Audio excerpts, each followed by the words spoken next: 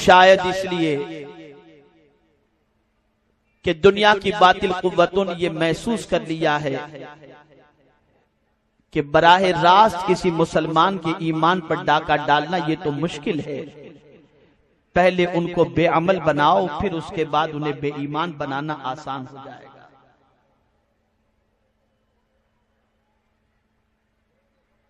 اسی لیے ایک بزرگ کا قول ہے کہ اگر کوئی شخص گناہ کبیرہ کے اندر اپنی زندگی گزارتا ہے تو گویا وہ کفر کے دروازے پر دستک دیتا ہے۔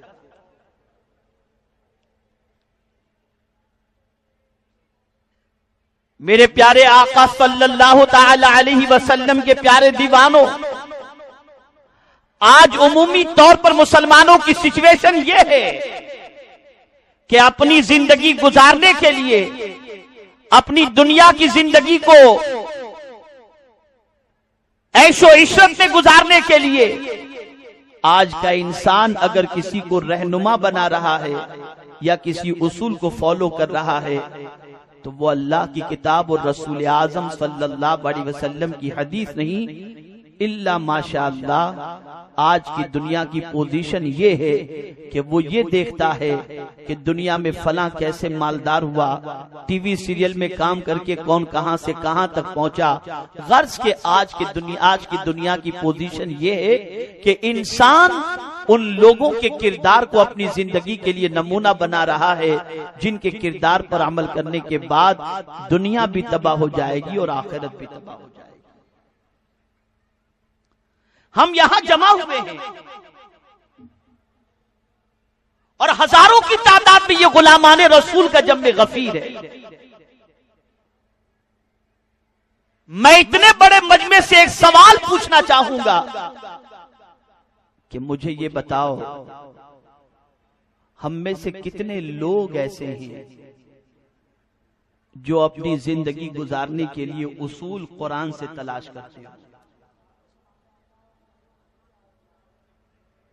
ہم میں سے کتنے لوگ ایسے ہیں جو اپنی دنیا اور آخرت سنوارنے کے لیے قرآن سے رہنمائی حاصل کرتے ہوں؟ اگر آپ یہ کہیں کہ ہم تو جمعہ کے خطاب کو سن کر، اجتماع کے خطاب کو سن کر ہماری زندگی کو اس سانچے میں ڈھالنے کی کوشش کرتے ہیں، تو الا ماشاءاللہ میں یہ کہوں گا کہ ایسے لوگوں کی تعداد دال میں نمک کے برابر ہوگی، بہت زیادہ نہیں ہو سکتی۔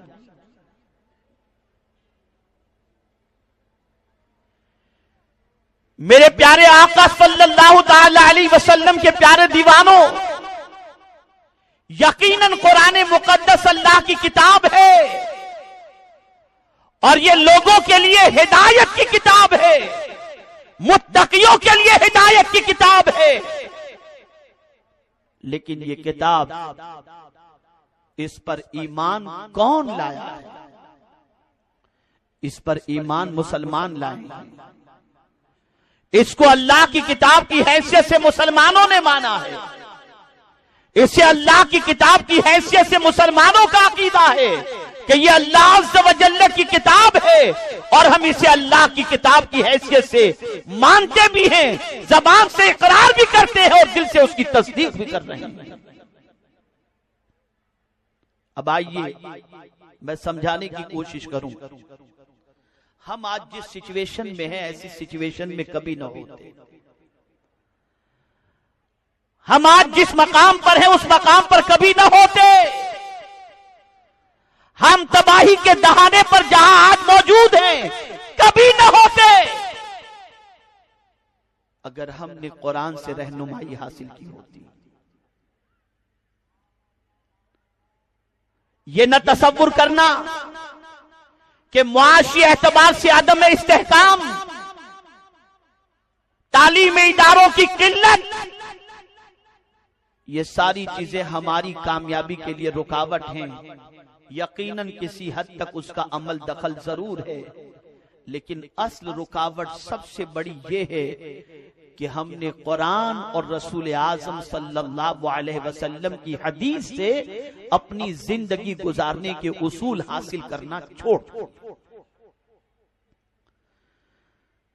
سورہ بنی اسرائیل کی جس آیت کی میں نے تلاوت کی، اللہ رب العزت ارشاد فرماتا ہے ان ھذا القرآن یہدی للتی ہی اقوم،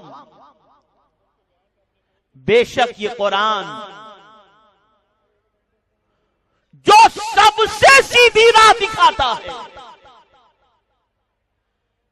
جو سب سے سیدھی راہ ہے، اگر کوئی دکھا سکتا ہے تو وہ قرآن دکھاتا ہے۔ اور یہی وجہ ہے کہ صحابہ کرام علیہم الرضوان اپنی منزل کا تعین، اپنے راستے کا تعین، اپنی زندگی گزارنے کا تعین، اپنی زندگی گزارنے کے اصول، ان ساری چیزوں کے سلسلے میں وہ قرآن کی طرف رجوع کرتے یا صاحب قرآن صلی اللہ علیہ وسلم کی طرف رجوع کرتے۔ نتیجہ یہ ہوتا کہ دنیا کی کوئی طاقت انہیں ڈگمگا نہ سکتی تھی، دنیا کی کوئی طاقت انہیں بکھیر نہ سکتی تھی، دنیا کی کوئی طاقت انہیں زوال پذیر نہ کر سکتی تھی۔ آؤ موجودہ دور کے اندر قلت اسباب کی شکایت کرنے والوں اور اپنے مال و زر کی قلت کے حوالے سے ماتم کرنے والوں، اقتدار کی محرومی کے حوالے سے اپنے آپ کو کوسنے والوں، قرآن کی طرف رجوع کرو اور صحابہ کی زندگی کو دیکھو۔ وہ تکلیفیں جو صحابہ کو تھی، وہ تکلیفیں جو اللہ کے رسول کے جانثاروں کو تھی، آج ایسی تکلیفیں ہمیں میسر نہیں ہیں۔ آپ ذرا سوچو، مکے کی سرزمین پر صحابہ کے لیے زندگی گزارنا، ایمان پر قائم رہنا، ایمان پر رہنا اور اللہ کے رسول صلی اللہ علیہ وسلم کی غلامی کا دم بھرتے ہوئے نمازیں پڑھنا، تلاوت کرنا، رسول اعظم کی سنت کو فالو کرنا، یہ کتنا ڈیفیکلٹ تھا۔ اس زمانے کی سچویشن یہ تھی کہ آگ کے انگارے پر لیٹنا اور دین پر ثابت قدم رہنا، یہ دونوں جو ہے ایسی پوزیشن تھی کہ دین پر ثابت قدم رہنا یہ گویا آگ کے انگاروں پر لیٹنے کے مترادف تھا۔ لیکن آپ مجھے بتاؤ، اللہ ان کا کوئی قدم دین سے ہٹتا ہوا نظر نہیں آتا۔ مصائب کے پہاڑ انہیں دین پر ثابت قدمی کی طرف رکھ رہے ہیں، پریشانیوں کے پہاڑ ٹوٹ رہے ہیں، لیکن دین سے ان کا رشتہ کمزور نہیں ہو رہا۔ طوفان ان کے اوپر برپا کیا جا رہا ہے، لیکن قرآن سے ان کا رشتہ کمزور نہیں ہو رہا۔ آج مسلمان کہہ رہا ہے ہم سے اللہ کی رحمت روٹ چکی ہے، آج مسلمان کہہ رہا ہے اللہ عز و جل ہم سے ناراض ہو چکا ہے، آج مسلمان کہہ رہا ہے پریشانیاں ہمارے دروازوں پر دستک دیتی ہیں، آج مسلمان کہہ رہا ہے طوفان بدتمیزی ہمارے اوپر بپا ہے، آج جائے پناہ جائے قرار کہیں نظر نہیں آ رہی۔ میں مسلمانوں سے پوچھنا چاہتا ہوں، اللہ ذرا قرآن کی روشنی میں سمجھنے کی کوشش تو کرو کہ تم چاہتے ہو اللہ کی رحمتوں کا نزول ہو، اللہ کے کرم کی بارشیں ہو، تو سنو، کیا سنو گے تو اللہ کی رحمتوں کا نزول ہوگا۔ قرآن سے پوچھو، اے قرآن ذرا تو یہ تو بتا دے ہم کیا سنیں جس کی وجہ سے تیری رحمت اللہ کی رحمتوں کا نزول ہو۔ آج کا مسلمان راہ چلتا ہے تو گانے سنتے ہوئے، گھر میں بیٹھتا ہے تو گانے سنتے ہوئے، کار میں چلتا ہے تو گانے سنتے ہوئے امید رکھتا ہے اللہ کی رحمت کی۔ آؤ میں تمہیں بتاؤ قرآن کی روشنی میں میرا رب ارشاد فرماتا ہے اذا قرئ القرآن فاستمعوا له وانصتوا لعلكم ترحمون۔ کس چیز کو سنو گے تو اللہ کی رحمتوں کا نزول ہوگا، تو میرا رب فرماتا ہے جب قرآن پڑھا جائے چپ رہو اور اسے سنو تاکہ اللہ کی رحمتوں کا تم پر نزول ہو۔ میرے پیارے آقا صلی اللہ تعالی علیہ وسلم کے پیارے دیوانوں، اس لیے مسلمان کا ایمان اس وقت تک معتبر نہیں ہوتا جو صرف یہ کہہ دے کہ میں اللہ پر ایمان لایا، اتنا کہنے پر وہ ایمان کامل کا حقدار نہیں ہوتا۔ پوری تفصیلات بتائی گئی ہیں، ان میں سے کسی ایک چیز کے انکار کرنے کی بنیاد پر وہ اسلام سے خارج ہو جائے گا۔ آمنت باللہ و ملائکتہ و کتبہ و رسلہ والیوم الآخر والقدر خیرہ وشرہ من اللہ تعالی والبعث بعد الموت. ہم اللہ کی کتاب پر ایمان لائے, اللہ پر ایمان لائے, اللہ کے رسولوں پر ایمان لائے, فرشتوں پر ایمان لائے, اللہ کی کتاب پر ایمان لائے. میں آپ سے پوچھنا چاہتا ہوں, اللہ پر ایمان لانے کے بعد اس کے ایمان کا تقاضا یہ ہے کہ جب تم نے رب کو رب مانا ہے تو اس کی بارگاہ میں ہی سر جھکاؤ, اسی کو اپنا معبود برحق مانو, اسی کو رب ذوالجلال والاکرام مانو, اسی کو رزق رسا مانو, اسی کو موت دینے والا مانو, اسی کو زندگی دینے والا مانو, اسی کو عزت دینے والا مانو, اسی کو ذلت دینے والا مانو. اس کی باتوں پر عمل کرو, اس کے احکام پر عمل کرنے کی کوشش کرو. رب پر ایمان لانے کے بعد اس کا تقاضا یہ ہے کہ تم اللہ کی فرما برداری کرو. اب غیر کے سامنے تمہارا سر نہیں جھکنا چاہیے, غیر کو معبود تم نہیں بنا سکتے. پتہ یہ چلا رب کو رب مان لینے کے بعد اس کا تقاضا یہ ہے, ایمان باللہ کا تقاضا یہ ہے کہ اللہ کے فرمان پر عمل کرو اور اس کو اپنا معبود مان کر اس کی بارگاہ میں سر جھکاؤ.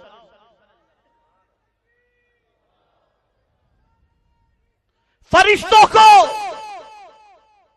جب اس پر تم ایمان لائے تو یہ یقین رکھو کہ کرامن کاتبین تمہاری زبان سے نکلے والے لفظوں کو نوٹ کر رہے ہیں.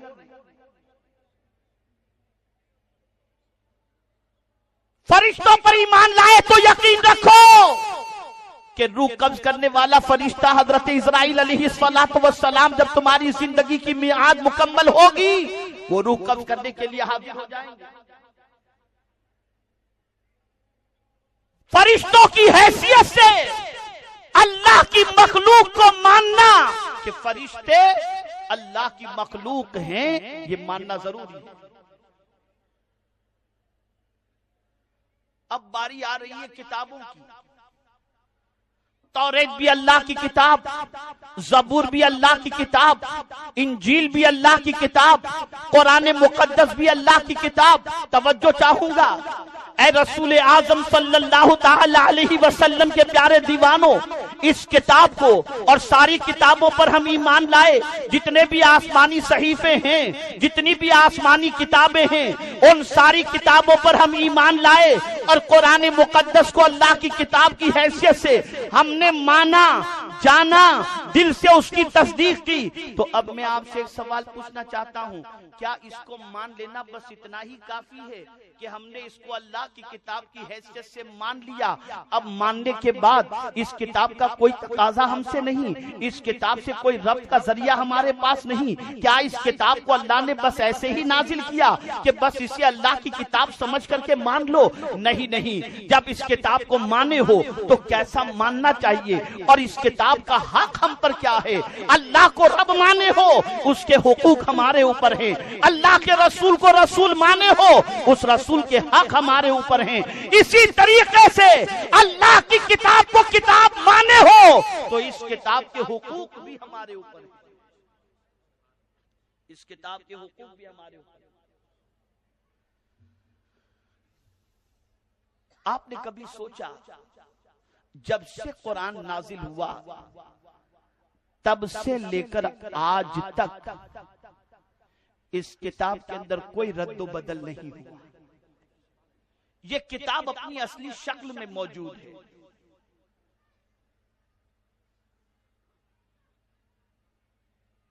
آج جو قرآن مقدس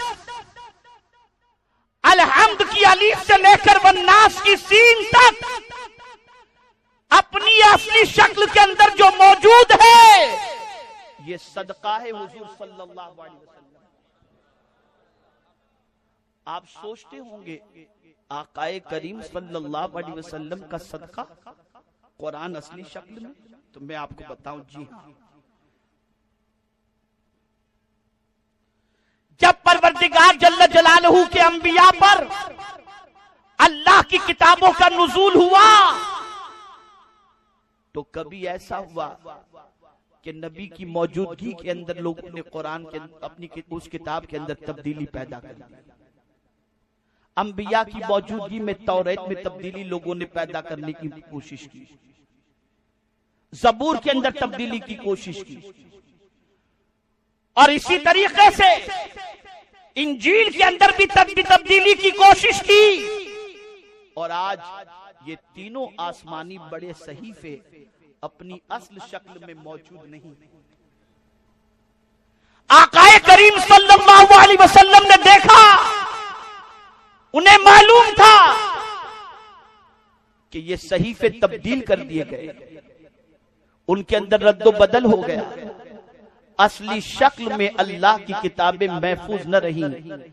تو سرکار صلی اللہ علیہ وسلم کو تشویش ہوئی کہ اگر میں اس دنیا سے ظاہری طور پر کچھ کر گیا اور میری کتاب بھی محفوظ نہ رہی تو میرے امتی کس سے ہدایت کی راہ تلاش کریں؟ انہیں ہدایت کا راستہ کون سی کتاب دکھائے گی؟ جب توریت بدل گئی، زبور بدل گئی، انجیل بدل گئی، میرے ظاہری طور پر پردہ فرمانے کے بعد اگر لوگوں نے قرآن بدل دیا تو میرے بعد تو کوئی نبی آنا نہیں، تو اب میری امت کی ہدایت کے لیے کون سا راستہ ہوگا، کون سا دستور حیات ہوگا؟ محبوب کی اس بے قراری کو دیکھ کر میرے کریم نے فرمایا، محبوب غم نہ کرو، انا نحن نزلنا الذکر وانا لہ لحافظون، بے شک ہم نے اس کتاب کو نازل کیا، ذکر کو نازل کیا، اور ہم ہی اس کی حفاظت کرنے والے۔ یعنی حضور صلی اللہ علیہ وسلم کی بے قراری پر اللہ نے قرآن مقدس کی حفاظت کا ذمہ لیا۔ حضور کو پریشانی تھی، حضور کو غم تھا، حضور کو تشویش تھی، تو اس بات کی تشویش تھی کہ میری امت کس سے ہدایت کا راستہ تلاش کرے گی، کس ڈائریکشن کے اوپر چلے گی، کس کتاب سے دستور حیات تلاش کرے گی۔ افسوس، صد ہزار افسوس کہ آقا کریم صلی اللہ علیہ وسلم کی بے قراری کا اس امت کو خیال نہ رہا، اور آج یہ امت قرآن کی اپنی اصلی شکل میں ہونے کے باوجود اگر راہ تلاش کر رہی ہے تو غیروں سے تلاش کر رہی ہے، گناہوں سے تلاش کر رہی ہے، برائیوں سے تلاش کر رہی ہے۔ نتیجہ یہ ہوا کہ قرآن چھوڑ کر دوسری چیزوں سے راستہ تلاش کرنے والا گمراہی کا شکار، پریشانی کا شکار اور تباہی کا شکار۔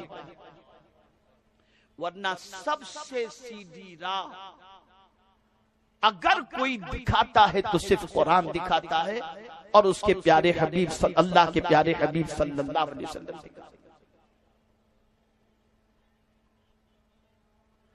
میرے پیارے آقا صلی اللہ تعالی علیہ وسلم کے پیارے دیوانوں، اللہ کی کتاب کا پہلا حق یہ ہے کہ اس کو اللہ کی کتاب کی حیثیت سے بغیر کسی تبدیلی والی کتاب جان کر مان کر جیسی نازل ہوئی تھی ویسی اللہ کی کتاب ماننا اور دل سے تصدیق کرنا، یہ اس کا پہلا حق ہے، پہلا حق ہے۔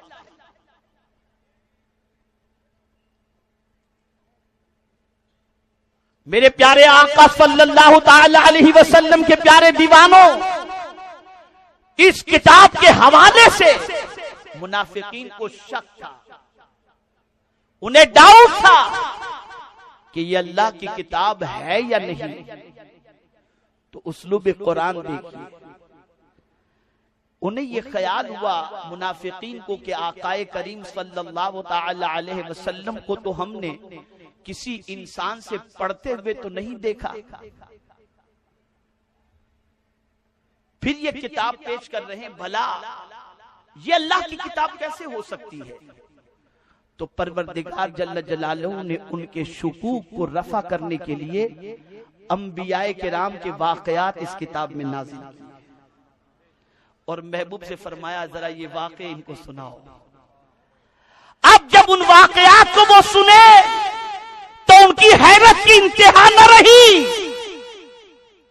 کہ جو رسول انبیاء سابقین کے اور اگلی قوموں کے تذکرے کو بیان کر رہے ہوں تو یقیناً یہ کسی سے نہیں پڑھے اور یہ ساری باتیں بیان کر رہے ہیں اور کہہ رہے ہیں کہ یہ جو میں کہہ رہا ہوں یہ اللہ کی کتاب جو ہے اللہ نے جو مجھ پر نازل فرمائی اسی نے مجھے بتایا کہ سابقہ قوم کی کیا سچویشن تھی، یہ اس کی کتاب میں موجود ہے۔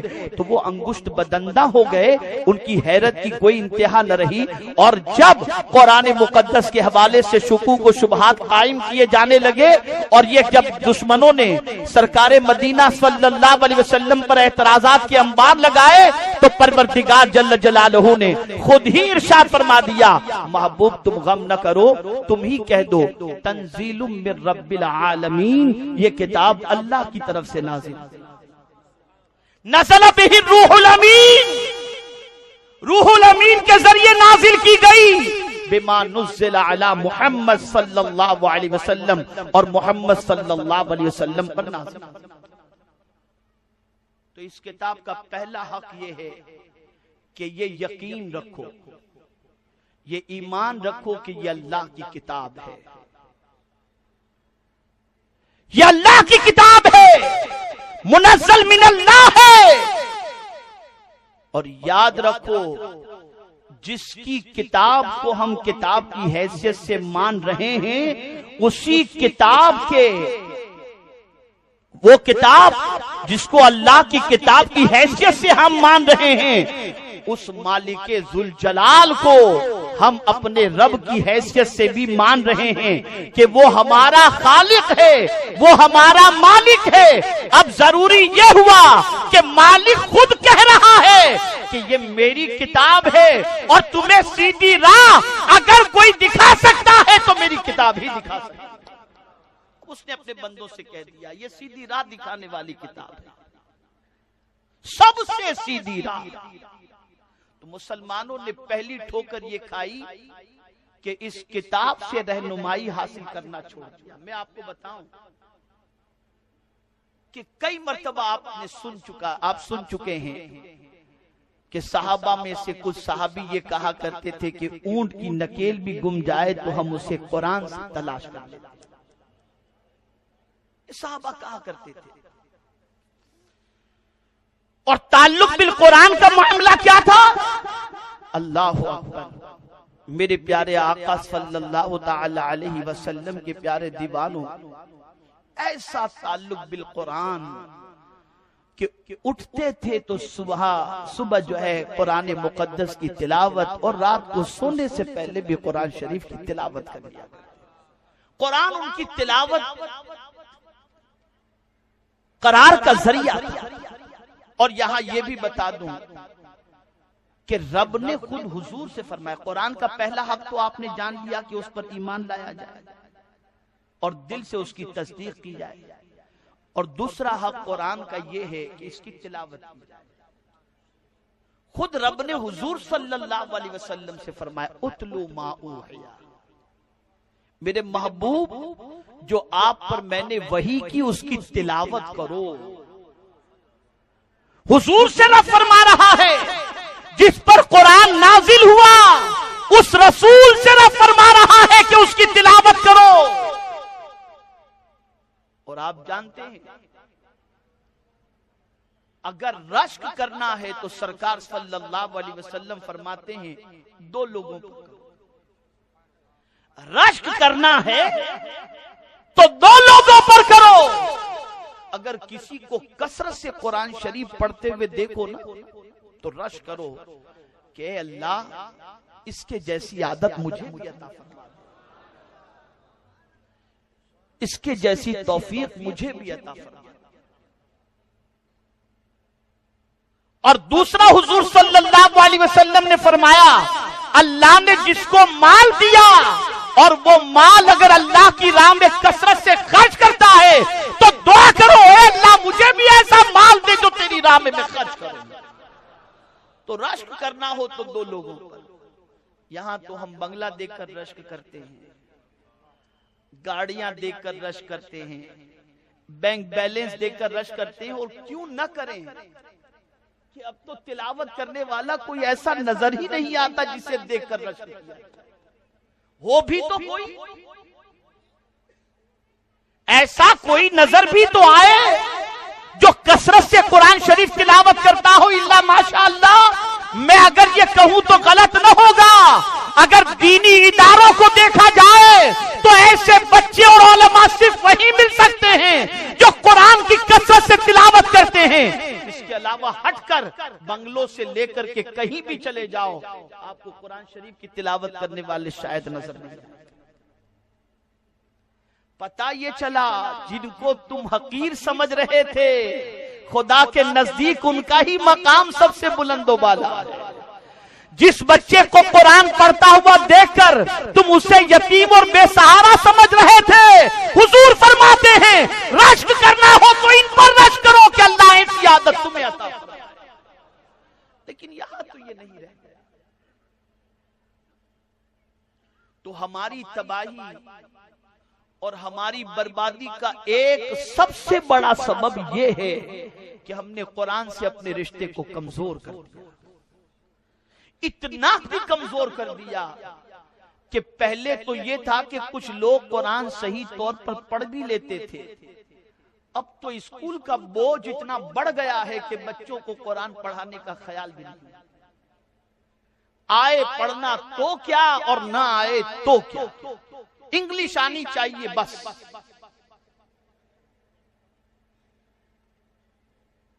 آپ کا بچہ مرنے کے بعد کیا انگلش کے اندر آ کر قبر پر فاتحہ پڑھے؟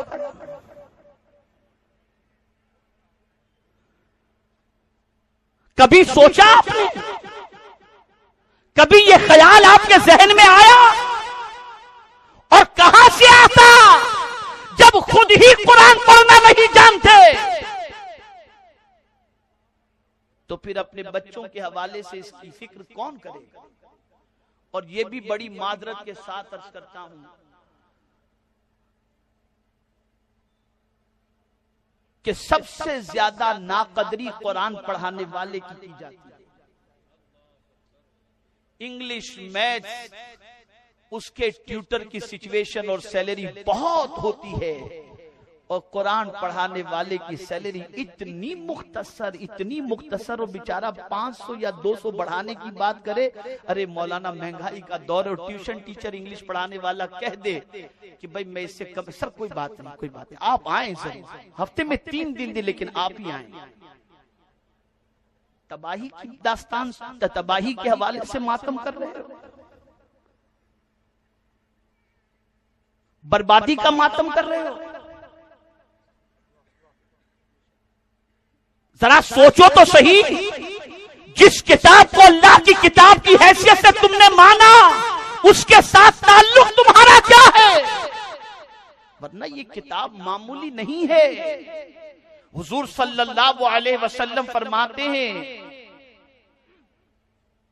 کہ جنت میں بھی اس کتاب کے قاری سے کہا جائے گا، جنت میں بھی، یوں تو محشر کے حوالے سے ہے ہی، بلکہ جنت میں بھی اس کتاب کے قاری سے کہا جائے گا قرآن پڑھ، بلندی پر چڑھ، جہاں تو رکے گا وہی تیری آخری منزل ہوگی، وہی تیری آخری منزل ہوگی۔ ارے نادانو، جو کتاب آخرت کی بلندی دے سکتی ہے وہی کتاب دنیا کے اندر بھی بلندی دے سکتی ہے، وہی کتاب دنیا میں بلندی دے سکتی ہے۔ ہم نے اس کتاب کو چھوڑا، گر گئے، اور جس نے تھاما وہ بلندی پر چلے گئے، وہ بلندی پر چلے گئے۔ میرے پیارے آقا صلی اللہ تعالی علیہ وسلم کے پیارے دیوانوں،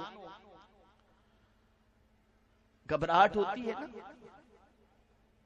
بڑی معذرت کے ساتھ میں عرض کروں گا، جملہ مشائخ اہل سنت کی تعویذات دل سے ہم تسلیم کرتے ہیں، تعویذات کے فائدے کا انکار بھی ہم نہیں کرتے، سب جائز ہے۔ امت مسلمہ کی پوزیشن کیا ہے؟ دل بہت گھبرا رہا ہے، حضرت کوئی تعویذ دے، بزرگ نے تعویذ دے دیا، کچھ دیر ریلیکس مل گیا، ٹھیک ہے، اچھی بات ہے، لیکن آئیے میں آپ کو بتاؤں کہ فرمایا گیا کہ جب تمہیں باطل کا خوف ہو، جب تمہارا دل اضطرابی کیفیت سے دوچار ہو، جب دل بیٹھ رہا ہو، گھبراہٹ ہو رہی ہو، تو فرمایا گیا دو چیزوں کا سہارا لو، یا وضو کر کے نماز پڑھو یا وضو کر کے قرآن پڑھو۔ ادھر تم سجدہ کرو گے دل کو سکون ملے گا، ادھر قرآن پڑھو گے تمہارے دل کو قوت مل جائے گی۔ اور یہ ایسی قوت والی کتاب ہے، ایسی طاقت والی کتاب ہے کہ خود قرآن نے اس کی طاقت کے بارے میں کہا، لو انزلنا هذا القرآن على جبل لرأيته خاشعا متصدعا من خشية الله۔ یہ اتنی طاقت والی کتاب ہے، لیکن آج ہمارا حال کیا ہے؟ بالکل اس کتاب سے رشتہ کمزور، بلکہ ٹوٹ چکا ہے، ٹوٹ چکا ہے۔ میں ذمہ داری سے عرض کرتا ہوں کہ اب معاشرے میں بہت ایسے گھرانے ملیں گے اور بہت ایسے 40 سال کے اوپر کے لوگ ملیں گے جو قرآن پڑھنا نہیں جانتے، اور پڑھنا بھی جانتے ہیں تو کیسا؟ مخرج کے حوالے سے کوئی واقفیت نہیں، کوئی واقفیت نہیں۔ اب معنی کتنا بدل جاتا ہے میں آپ کو بتاؤں۔ سورہ کوثر میں اللہ نے فرمایا اِنَّا أَعْطَيْنَاكَ الْكَوْثَرَ فَصَلِّ لِرَبِّكَ وَانْحَرْ۔ اب اس کی جگہ پہ اگر کوئی ونہر پڑھ لے تو علماء بیٹھے، معنی فوراً بدل جائے گا۔ فَصَلِّ لِرَبِّكَ وَانْحَرْ، اپنے رب کے لیے نماز پڑھو اور قربانی پڑھو۔ اور ونحر کی جگہ پر ونہر پڑھ لیا تو اپنے رب کے لیے نماز پڑھو اور جھڑکو۔ مجھے بتاؤ، کیا کبھی کوشش کی آپ نے اس کتاب کو سیکھنے کے لیے؟ ارے خدا کی قسم، میرے آقا صلی اللہ علیہ وسلم نے ارشاد فرمایا، جس مسجد کے اندر قرآن مقدس کی تلاوت ہو رہی ہو یا اس کا درس ہو رہا ہو، رحمت کے فرشتے اس محفل کو ڈھانپ لیا کرتے ہیں، ڈھانپ لیا کرتے ہیں۔ آج تو ہمیں فکر ہی نہیں ہے۔ قرآن مقدس سے ہمارا تعلق بالکل ٹوٹ چکا ہے، کمزور ہو چکا ہے۔ تو میرے پیارے آقا صلی اللہ تعالی علیہ وسلم کے پیارے دیوانوں، اگر اٹھنا چاہتے ہو، اگر ترقی کرنا چاہتے ہو، اگر بلندی پر جانا چاہتے ہو، تو حضور صلی اللہ علیہ وسلم کے اس فرمان کو یاد رکھو، جو قرآن کو پکڑے گا اور میری حدیث کو پکڑے گا وہ بلندی پر جائے گا، گمراہ نہیں ہو سکتا۔ جس طریقے سے قرآن کے حوالے سے رب نے فرمایا نا، ہدی للمتقین ہدی للناس، ایسے ہی حضور کے حوالے سے بھی فرمایا وَاتَّبِعُوهُ لَعَلَّكُمْ تَهْتَدُونَ، میرے محبوب کی پیروی کرو تاکہ تمہیں ہدایت نصیب ہو جائے۔ میں آپ کو بتاؤں، مولا علی کرم اللہ تعالی وجہہ الکریم جب جنگ میں تشریف لے جاتے تو گھوڑے کی ایک زین پر ایک قدم اور دوسری زین پر دوسرا قدم رکھتے تک پورا قرآن ختم کر لیا۔ یہ قرآن شریف کی تلاوت کیا۔ میرے غوث کا مہینہ ہے نا، 11ویں شریف کا مہینہ ہے نا، ارے ذرا اتنا تو سوچو، میری بہنیں اس وقت موجود ہیں، ذرا کان کھول کر وہ بھی تو سنیں کہ آخر وہ کیا چیز تھی کہ شکم میں مادر سے پیدا ہونے والے سیدنا غوث الثقلین رضی اللہ تعالی عنہ 17 پارے کے حافظ پیدا ہوتے ہیں۔ کیا چیز تھی؟ وجہ یہ تھی کہ غوث پاک جب شکم میں مادر میں تھے تو ماں قرآن پڑھتی تھی، تو وہ قرآن کو انہوں نے اپنی ماں کے شکم میں یاد کر لیا تھا۔ اب یہاں ایک بات میں عرض کر دوں، عقیدے کو درست کر لو، عقیدے کو درست کر لو۔ آقا کریم صلی اللہ علیہ وسلم کی حدیث شریف ہے، ایک حافظ قرآن 10 ایسے لوگوں کو جنت میں لے جائے گا اور ایسے لوگوں کے لیے اس کی سفارش اللہ قبول فرمائے گا. 10 لوگوں کے لیے جن 10 لوگوں کے اوپر جہنم واجب ہو چکا. اب یہ حافظ قرآن کس کے پاس پڑھے؟ ایک عام حافظ صاحب کے پاس ایک عام بچہ پڑھنے کے لیے بیٹھا. اس نے حفظ کیا اور اس کے بعد اس نے قرآن مقدس حفظ کر کے اس کے حلال کو حلال جانا، حرام کو حرام جانا اور اس کے اوپر زندگی اس نے گزار دی. اب یہ حافظ قرآن 10 ایسے لوگوں کی بخشش کرائے گا جس پر جہنم واجب ہو چکا ہوگا. عام حافظ مدرسے میں پڑھنے والا، پڑھانے والے کی بھی پوزیشن ایسی کہ وہ بھی عام حفاظ میں سے، جب اس کی شان یہ ہے، اور دیوبندی ہو، وہابی ہو، کوئی بھی ہو، جب ان کے دارالعلوم کا جلسہ ہوتا ہے تو یہ حدیث ضرور سناتے ہیں. تب انہیں یہ یاد نہیں آتا کہ کوئی کسی کے کام آئے گا یا نہیں آئے گا، اس لیے کہ حدیث سنا کر چندہ لینا ہے تو فضیلت بیان کریں گے. تو ایک عام حافظ سے پڑھنے والا، ایک عام آرڈینری بچہ، جب اس کی شان یہ ہے کہ 10 ایسے لوگوں کو جہنم سے بچا کر جنت میں لے جائے گا جس پر جہنم واجب ہو چکا ہوگا، تو جس کی ماں ولایت کی تاجدار ہو، جس کے والد ولایت کے تاجدار ہوں، اور جو اپنی ماں کے شکم میں قرآن مقدس کے 17 پارے حفظ کیے ہوں، اس غوث کی شان کتنی عرف و اعلیٰ ہوگی، ان کا مقام کتنا بلند و بالا ہوگا. یہی وجہ ہے کہ جو شفاعت کے حوالے سے احادیث ملتی ہیں ان میں یہ بھی ہے کہ ایک شفاعت خاص ہوگی، ایک شفاعت عام ہوگی. عام شفاعت سے مراد یہ بھی ہے کہ کل بروز قیامت علماء کو جنت کے دروازے پر روک دیا جائے گا اور ان سے کہا جائے گا یہ دیکھو جہنمیوں کی قطار ہے، اور ان قطار کے اندر تم دیکھو کسی نے تمہارے ساتھ دنیا میں کوئی اچھا سلوک کیا ہو تو ہاتھ پکڑ کے اس کو اپنے ساتھ جنت میں لے جاؤ. تو جہنمیوں کی قطار میں کھڑے ہوئے لوگوں میں سے اس عالم کی خدمت کرنے والے لوگوں میں سے کوئی آئے گا جو پہچان لے گا اور کہے گا حضور میں نے آپ کو پانی پلایا تھا، آپ مجھے پہچانتے ہیں، میں نے دنیا میں آپ کو پانی پلایا تھا. وہ ہاتھ پکڑیں گے جنت میں داخل کر دیں گے. کوئی کہے گا میں نے وضو کے لیے پانی آپ کو دیا تھا، آج میری مدد کرو، ان کو وہ پکڑ کے جنت کے اندر داخل فرما دیں گے. ارے بتاؤ، ایک عام عالم کی پوزیشن یہ ہے تو جس کی شان یہ ہو کہ مصطفیٰ جان رحمت صلی اللہ تعالی علیہ وسلم نے جس کے منہ مبارک کے اندر اپنا لعاب دہن ڈالا ہو، اس کی شان کتنی عرف و اعلیٰ ہوگی.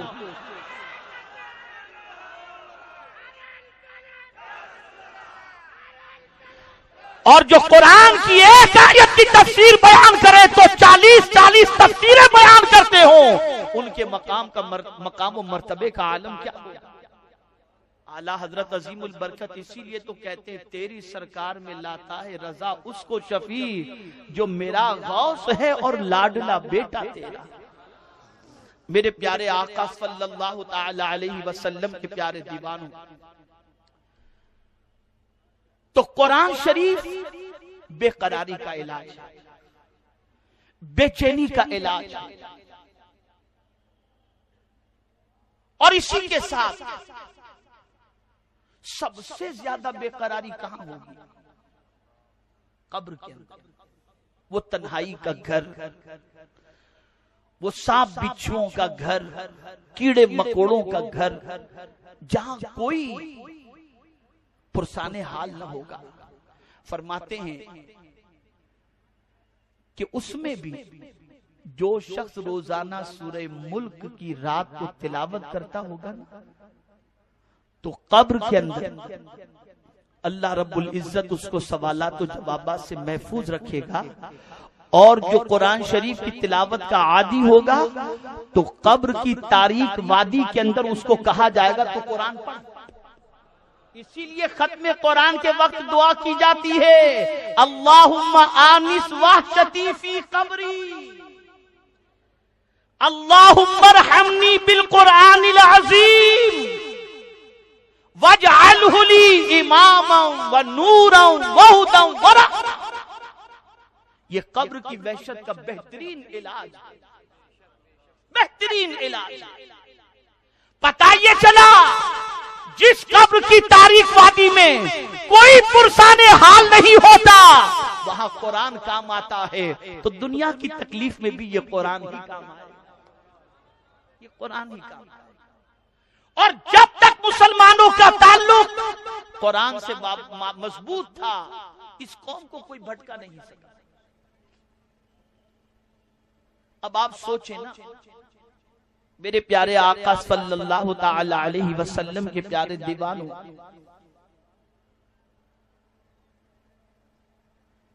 قرآن مقدس میں انسانوں کی کیفیت کو بیان کیا گیا، انسانوں کی عادتوں کا تذکرہ کیا گیا، انسانوں کے اخلاق کے تذکرے کیے گئے، انسانوں کے زوال کے حوالے سے. اب آپ دیکھ لیں انسان خسارے میں ہے، قرآن نے بتا دیا کون خسارے میں ہے کون فائدے میں، دونوں کا تذکرہ قرآن نے کہا. وَلَعَصْرِ إِنَّ الْإِنسَانَ لَفِي خُسْرٍ. قسم ہے زبان محمد صلی اللہ علیہ وسلم کی، بے شک انسان گھاٹے میں، بے شک انسان گھاٹے میں. اب گھاٹے میں کون نہیں؟ إِلَّا الَّذِينَ آمَنُوا وَعَمِلُوا الصَّالِحَاتِ وَتَوَاصَوْا بِالْحَقِّ وَتَوَاصَوْا بِالصَّبْرِ، مگر وہ جو ایمان لایا اور نیک عمل کیا، صبر کی وصیت کی اور حق کی وصیت کی، یہ گھاٹے میں نہیں. اب یہاں ایک سوال ذہن میں ابھرتا ہے، اور سوال یہ ہے کہ بن مانگے زمین مل گئی، آسمان مل گیا، روزی مل گئی، سب کچھ تو مل گیا، پھر گھاٹے میں کس وجہ سے؟ پھر خسارے میں کس وجہ سے؟ تو میرے پیارے آقا صلی اللہ تعالی علیہ وسلم کے پیارے دیوانوں، یہ ساری چیزوں کا اگر استعمال اور یہ ساری چیزیں اگر ناجائز طریقے سے تم نے حاصل کی تو تم گھاٹے میں رہو گے، اور اگر تم نے یہ ساری چیزیں قرآن و حدیث کے مطابق حاصل کی تو تم گھاٹے میں نہیں رہو گے. اس لیے کہ جب تم نے قرآن اور حدیث پر عمل کر کے جائز طریقے سے ان کو حاصل کیا ہے تو یہ چیزیں تمہارے لیے نجات کا ذریعہ بن سکتی ہیں، اس لیے کہ تم اب اس کا استعمال گناہ پر نہیں کرو گے. جیسے قرآن نے کہا ان المبذرین کانوا اخوان الشیاطین، اسی طریقے سے قرآن نے کہا کلوا واشربوا ولا تسرفوا انہ لا يحب المسرفین. اب تمہاری سچویشن یہ ہوگی کہ مال تو تمہارے پاس ہوگا لیکن تم کیا کرو گے؟ تو قرآن کہتا ہے الذین ينفقون اموالهم باللیل والنہار سرا وعلانیہ فلہم اجرہم عند ربہم ولا خوف علیہم ولا ہم یحزنون. اب تم دن میں بھی اللہ کے نام پر لٹاؤ گے، رات کو بھی اللہ کے نام پر لٹاؤ گے، دکھا کر بھی اللہ کے نام پر اور چھپا کر بھی اللہ کے نام پر لٹاؤ گے، تو اللہ تمہیں اس کا اجر بھی دے گا، اور نہ تم خوف اور نہ تم غمگین.